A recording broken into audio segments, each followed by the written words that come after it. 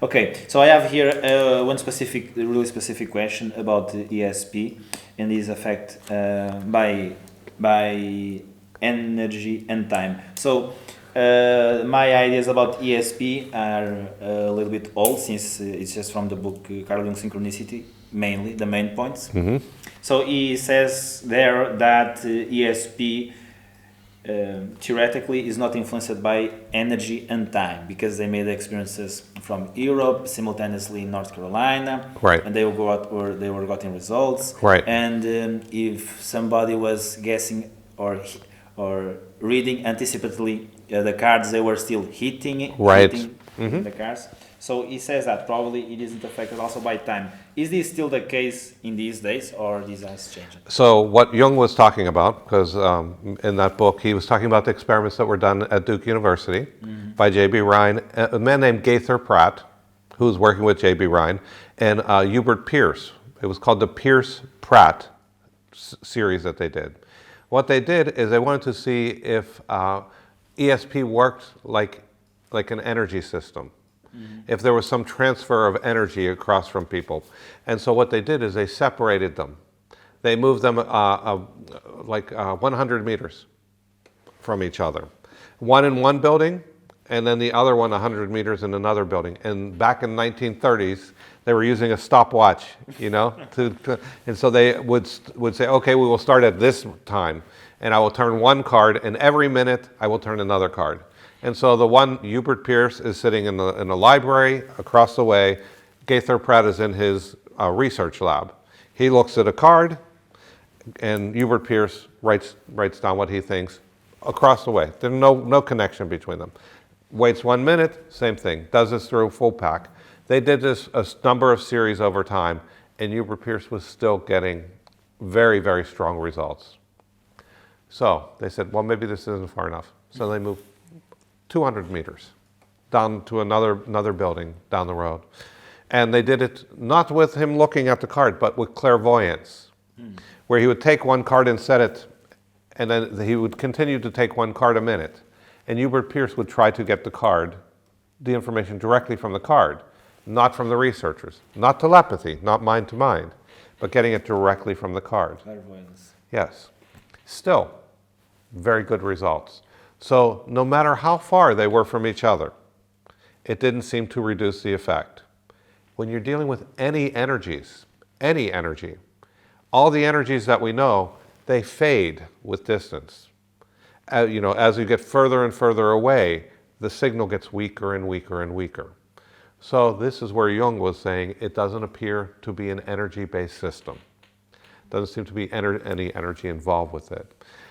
And then related to time, precognition, where they would say, I'm going to shuffle the cards and I'm going to turn them over. You tell me what they're going to be, and people would write down what they think, and then they would shuffle the cards and turn them over and look for the comparison. And it didn't seem to be time-based either. They could do the experiments, they could shuffle the cards a week later. And if the people had the same focus, they would still see the same results.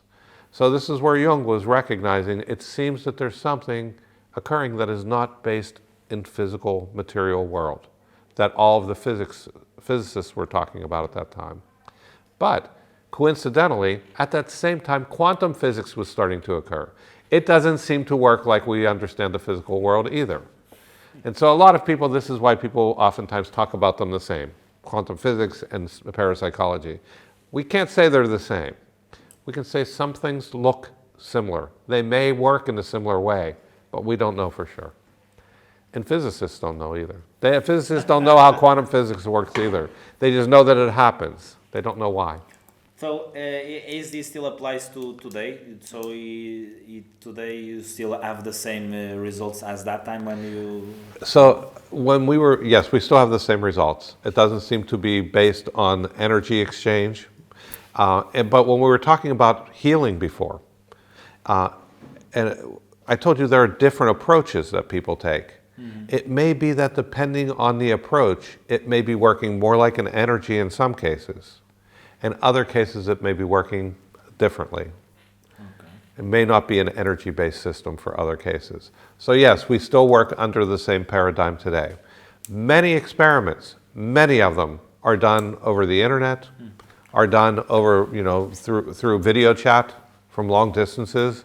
So it doesn't require that people are in the same place in order for this to happen, because it doesn't seem that it degrades. It doesn't reduce the effect whenever you have people further away from each other. So we can explore this like online. If I am talking to you online, or if I am the PEC group online, we can have these experiences. This doesn't affect anything. As long as people are comfortable. Oh, There are certain factors that are important, but if people are comfortable with it, if they believe it's going to happen, that's a big thing. People have to believe that it's going to work. Yeah, I often call it, they have to be enthusiastic about it. Do you think that's the right word to put it out? They have to be what? Say? Enthusiastic about it. Enthusiastic. That helps. That helps. But just having the belief. And I think about it, again, going back to sports, right? If you have a baseball bat and you're trying to hit a baseball and you don't believe you're going to hit it, you're not going to hit it. Yes, absolutely. But if you believe, oh yeah, I'm going to hit it, you're more likely to be able to hit it.